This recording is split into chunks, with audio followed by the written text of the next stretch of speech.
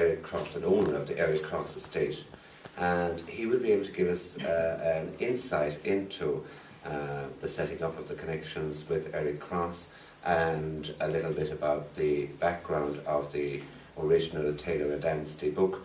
And it was Angus very graciously who gave permission for Donal to use the quotes from the book Tailor and Ansty as the epigrams for the beginning, or epigraphs for the inspiration of the various poems in the book. So without further ado, I'd like to invite Angus Kelly to speak with us.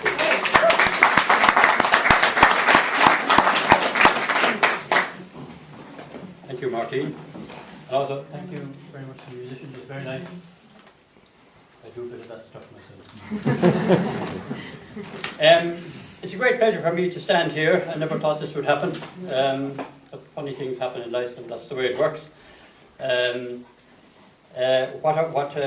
My name is Angus Kelly, and I have nothing to do with Charleville whatsoever, except for today, and who knows what will happen from here on. But basically, I had the privilege, I suppose, of being very closely associated with Eric Cross in Westport. And I'll just go through that a little bit with you as to how that all came about. I'm an engineer myself, and I suppose in a way there's a kind of an affinity with Donal over that matter, even though we didn't realise probably that's what we were until this evening.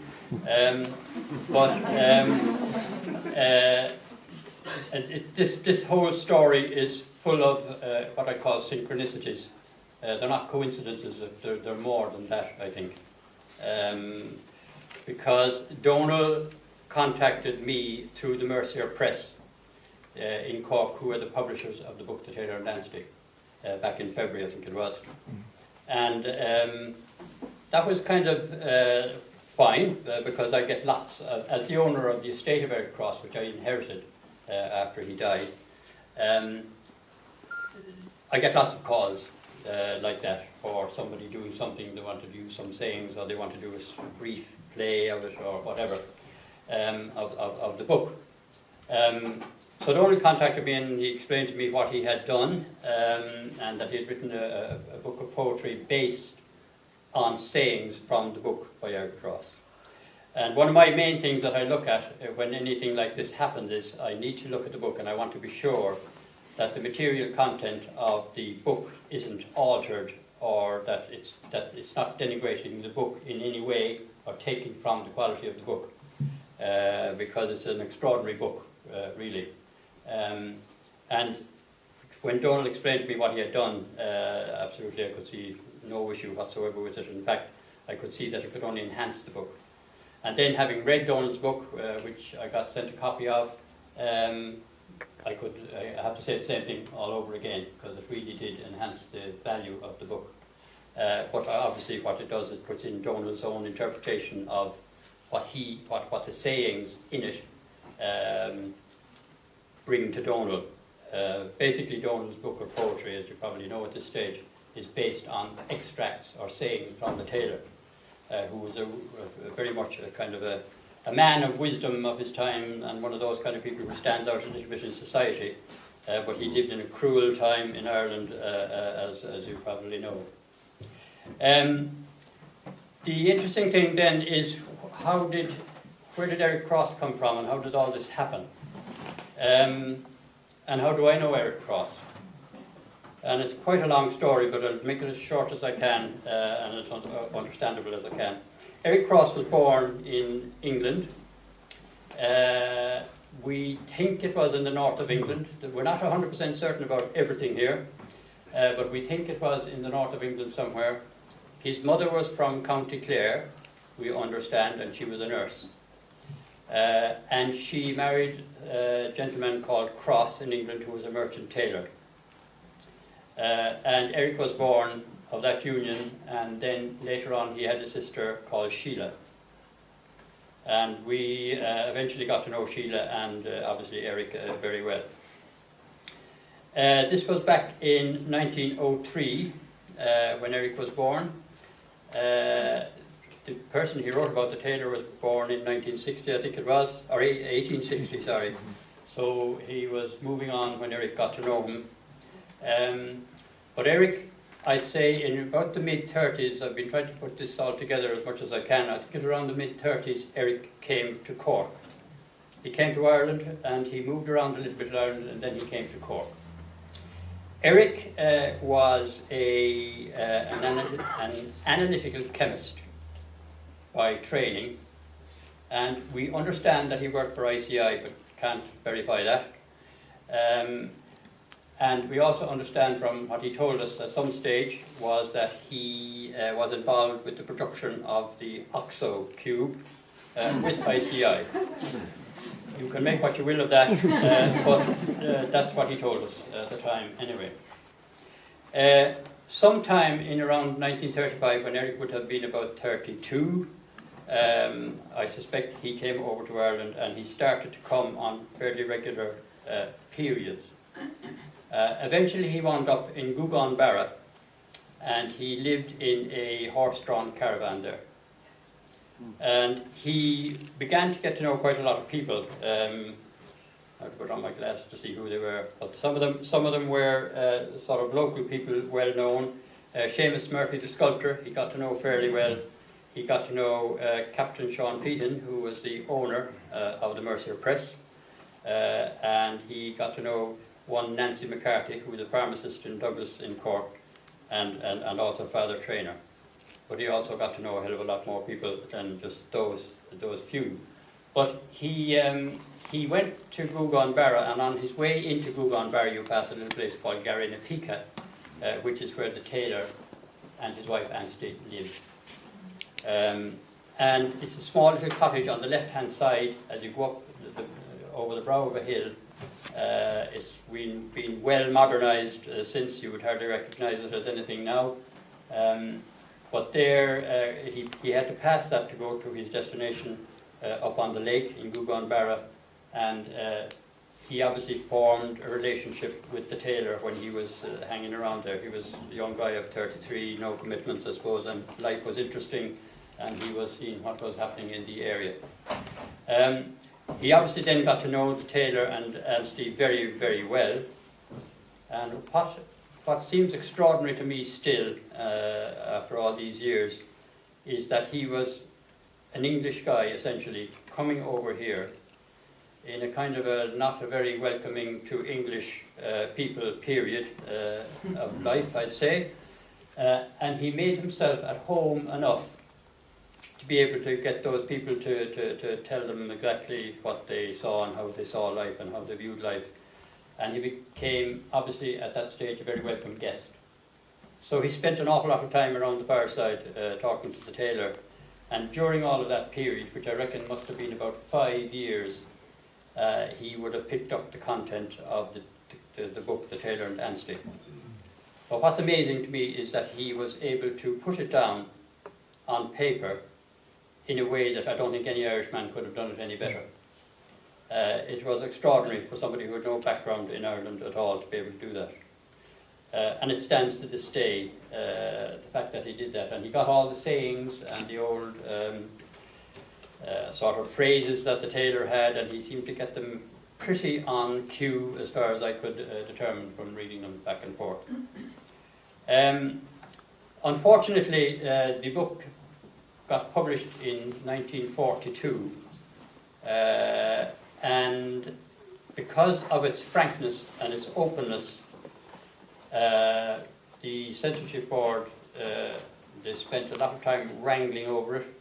At that time there were, I don't know what I might call them, because I don't know who's here in this room, but it seems to have been rather strange that it could be banned, because it bespoke of natural life as it existed in Ireland and the way people normally talked. And I think at the time, obviously, the truth, people didn't like the truth, didn't like it aired publicly anyway. So the book was banned, and it remained banned for over 20 years until 1963, which was a hell of a long time to remain banned. And the only reason it became unbanned was that there was a radical overhaul of the censorship board, and things were changed, and it was realised that books were banned that shouldn't have been banned at all. But 20 years has gone down the road, unfortunately.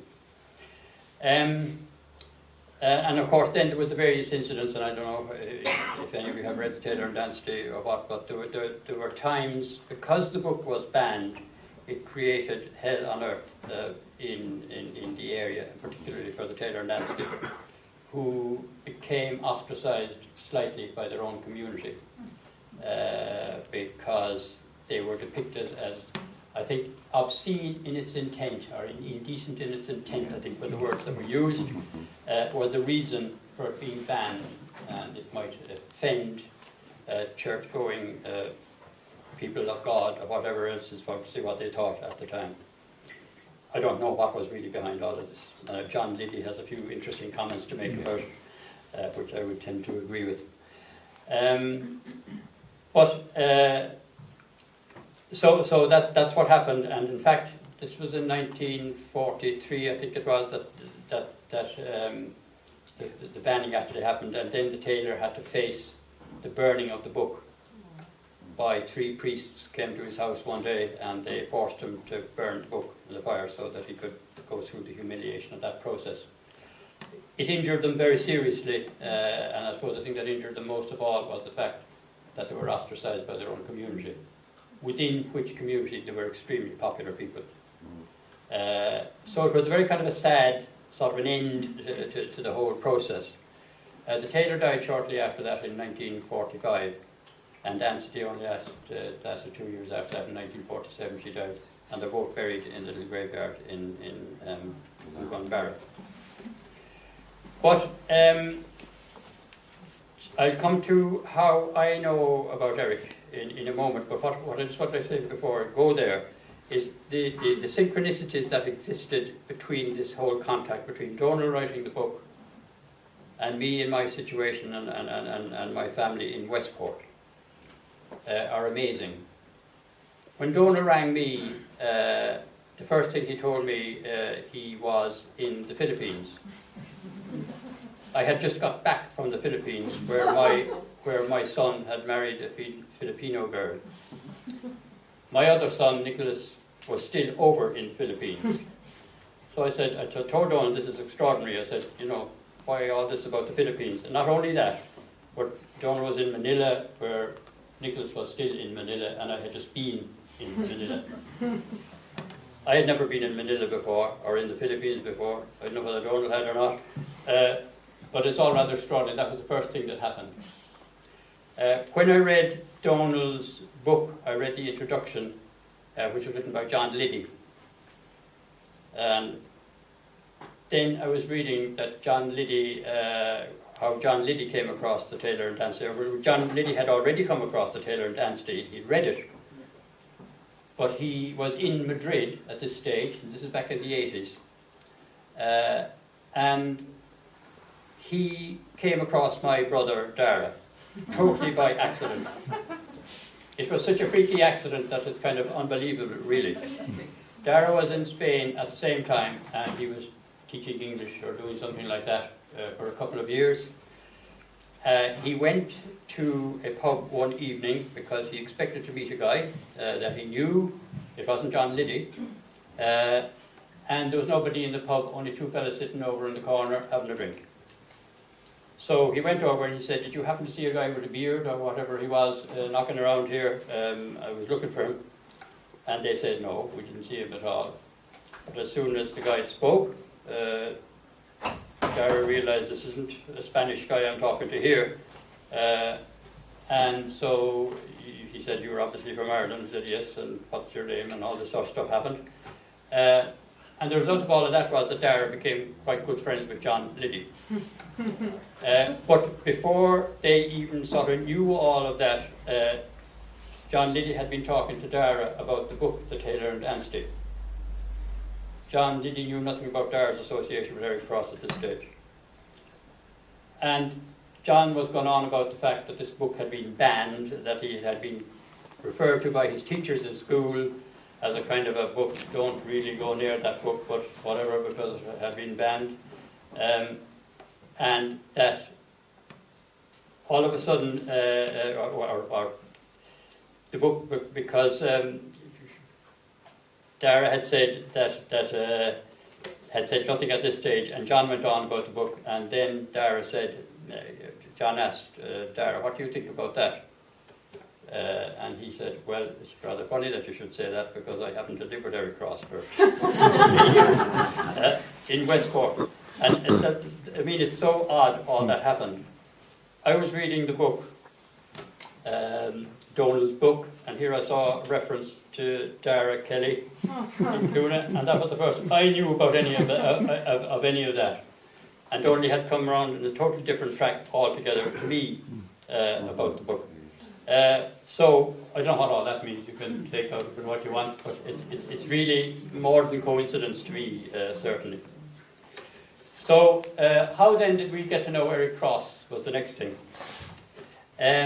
I was born in Westport, and I had, at the end of the day, there's 5 of us in the family.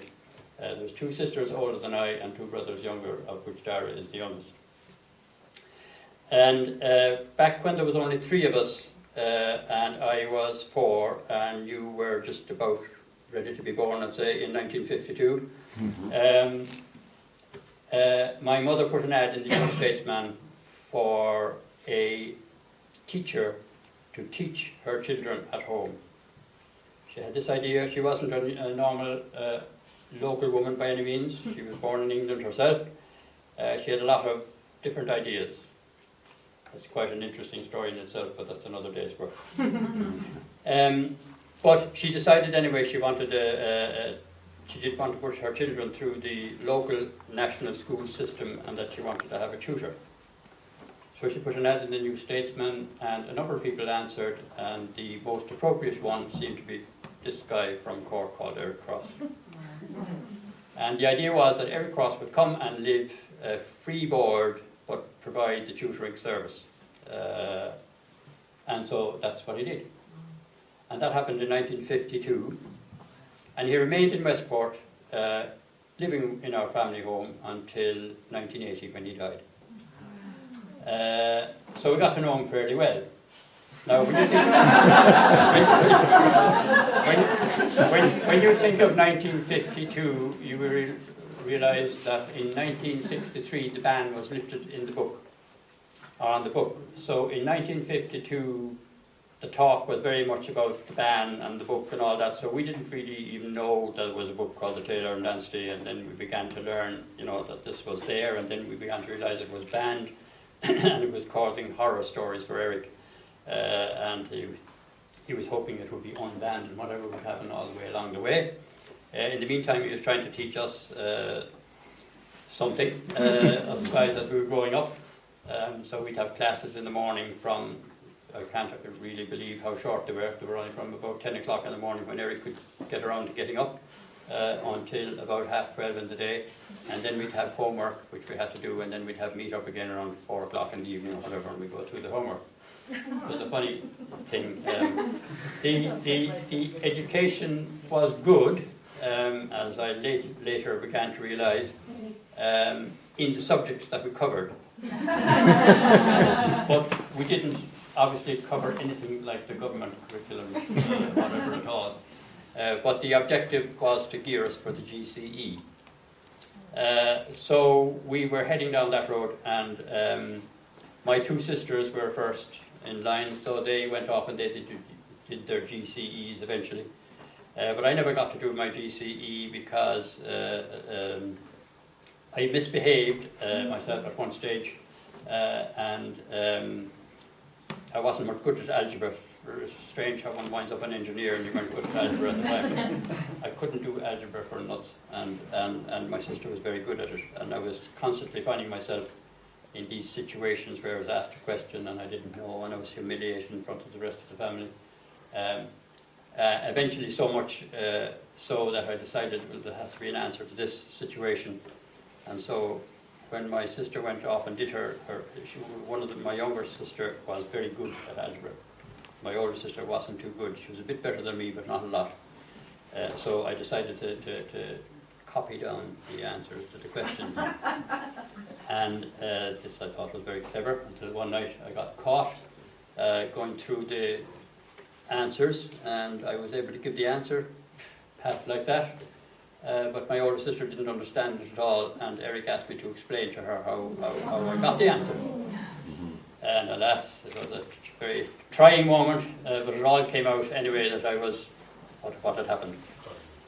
So it was decided at that stage anyway I wasn't good enough basically to go through this process anymore with him. He kind of washed his hands of me at that stage. It was kind of odd the way things wound up at the end of the day. So I was sent to the local national school to learn a smattering of Irish, which I didn't have any of at all. And then I was sent into the Christian Brothers School for my secondary school in Westport. And actually I enjoyed all of that, believe it or not. I thought it would be terrible because I met friends of mine here and there that had been to the Christian Brothers, and they all portrayed them as savages, and they beat the head off you and leathering and everything like this, and I was totally nervous about it. But it never happened like that. And I got on fine in the Christian Brothers School, and I got my leaving certificate, and then I went on to do engineering, whatever, after that. Eric eventually got over all of that anyway, and we became very good buddies later on, and particularly when I started to do engineering. And also when I was getting my leaving cert, he could see obviously that I wasn't as dumb as I might have portrayed myself initially. So we then went on to become quite close, and in fact I was probably the only person in the family then that he could talk to about things scientific. He was very scientifically geared and very fond of all that area. So he would always, anytime I'd come back from college for breaks or whatever else, he'd always have some query lined up for me, and lots of the time he'd try and catch me out to see if I knew what the answer was. He lived on the Scientific American and the New Scientist. There were stacks of these magazines this high, and he went right through all of those things. So he became quite a mentor to me at the end of the day, and probably the reason that I now own the copyright of his book is because of that relationship that we worked up at the end of the day. Eric was extraordinary, and I won't bore you too much because I've taken enough time here, but just a lot of things that he did.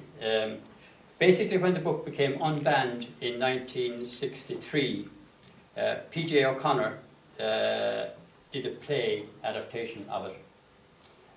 And that was first aired in the Peacock Theatre in Dublin in 1967 by Eamon Kelly and Reed Lynch.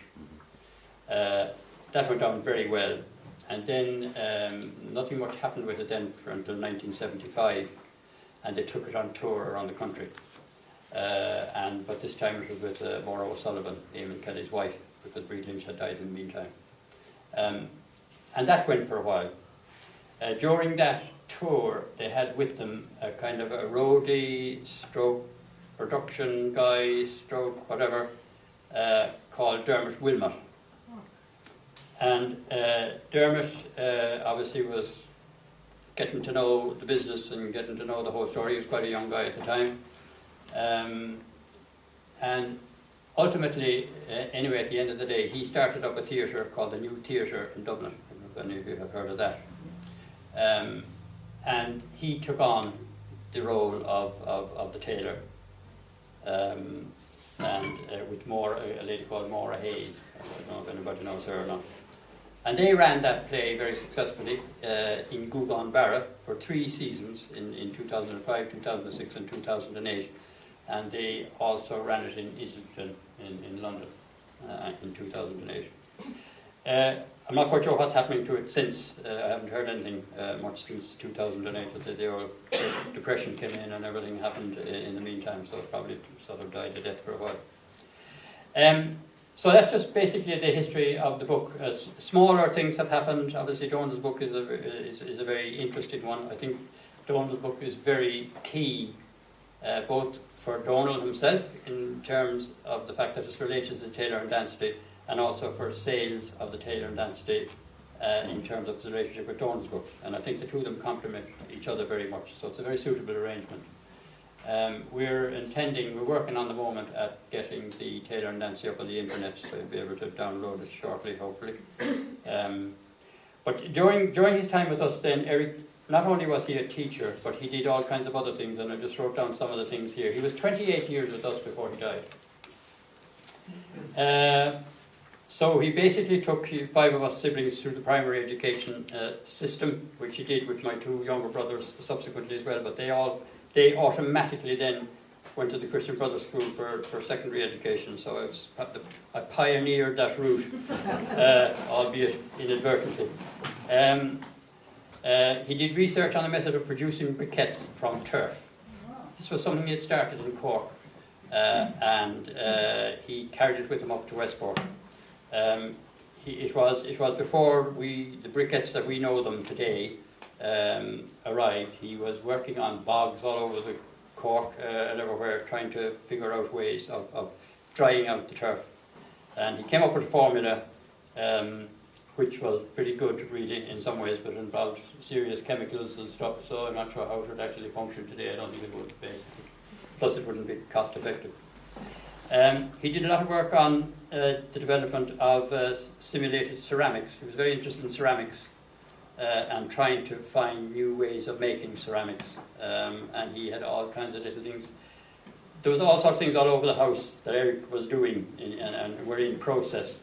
And this was another area, and he used to make lovely decorations. Believe it, out of the compressed turf situation, he made ashtrays, which seems totally incongruous. But they were very successful, and they sold very well. Now, he wasn't making millions of them, but he was making them in kind of 5s and 10s and things like that, and they were selling. He showed me how to make an electric motor, which he made, which was very clever.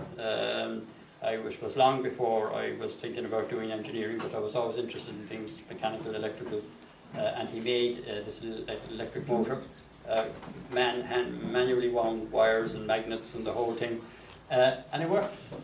And I was amazed, and I had it for ages until I broke it.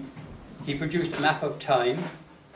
I don't know if anybody ever heard of this. You probably didn't, because it never got fully published. He was in discussions with the Department of Education. It was a terrific piece of work. It took him ages to do it. He must have been at it for about 10 years. Where he would have a sheet, and up on the top left-hand corner he'd have the country. So he'd have Ireland, UK, Austria, Germany, whatever. He'd have dates along the top, and he'd be showing under each date for each country what were the main things that were happening in that country at that time. It was a fantastic piece of work. I still have that thing. But I've seen other versions of it since, so whether it can be resurrected or not or whatever, but you know, the electronic age has kind of probably demolished it at this stage. But it was all hand done in calligraphy, and it was very nicely done. He didn't have an awful lot of success with the Department of Education. They were going to take it, and then something happened, and I don't know what happened. He fell out with them or something had happened. He did a little bit of physical work then, in that he took over an area of the garden at the house. We had a fairly big area of ground, and he took over that, and for physical work he went out there and he was manoeuvring that into a different shape altogether, and building little stone walls, and he would go down the road to broken down mills and get the stones and bring them up, and we had to hand cart them up. And he did a nice, very, very nice job on it, and that's still there in the home place today as a monument to him. He wrote another book later on. I don't have the date for that. I'd say it must have been in the sort of 70s, probably early 70s, called Silence is Golden. It's a good book. It's short stories about all kinds of things, and it's a very good book. I'm also hoping to put that up on the internet eventually when I get around to it. He developed a version of the Rubik Cube, which sold reasonably well initially. He was always into puzzles, and he was always fiddling around with puzzles. He gave me a fantastic book of Russian puzzles, and it disappeared on me, and I've been cursing ever since because I never saw anything like it. It was great. But he did the Rubik Cube, and he had been involved with the companies in the States about getting it developed and getting it out in the market and all that. It didn't go very far at the end of the day, but he got a good few of them made, and we always had a few knocking around the house. They were quite interesting. He delivered a lot of talks to the Sunday Miscellany programme on RTE. I think he must have done about 20 recordings for that programme. So he's regularly to be heard, I suppose, in the 80s or the 70s in that area. And that's essentially the whole story. He died in 1980, age 77, peacefully. He was alive today, and tomorrow he was dead. He died overnight. And we buried him in the local Church of Ireland cemetery, because he knew the rector there very well. He was very friendly with him, and they used to have a lot of chats and talks together, and that's what we decided to do with him. We weren't 100% sure what his denomination was. He never told us. His sister told us he was Catholic. He never told us he was Catholic. We assume he must have been, but however, he didn't give us any instructions as to where he wanted to be buried either. So we thought that was the most fitting place, because he used to love that little place. He'd walk over to the church and to the presbytery every Saturday night to visit the minister. So I hope that gives you a little bit of insight. I'd just like to finally say, just to Donal, thanks for doing that book, your book of poetry. I read it and it's fascinating, and I think it's a great read, and it's very good. But of course you may also want to buy the Tailor and Ansty.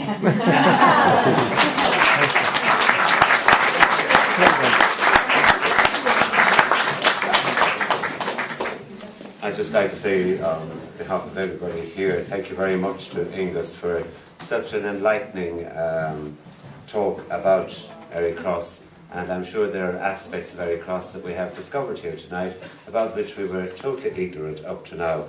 And of course the one thing we're still left in total puzzlement is what denomination he belongs to. But before we go on to the next section of our programme, which is the poetry reading by White House poets and schoolyard scribblers, I'd like to invite Charlie, Catherine and John to give us another little bit of uplifting music and continue the poetry.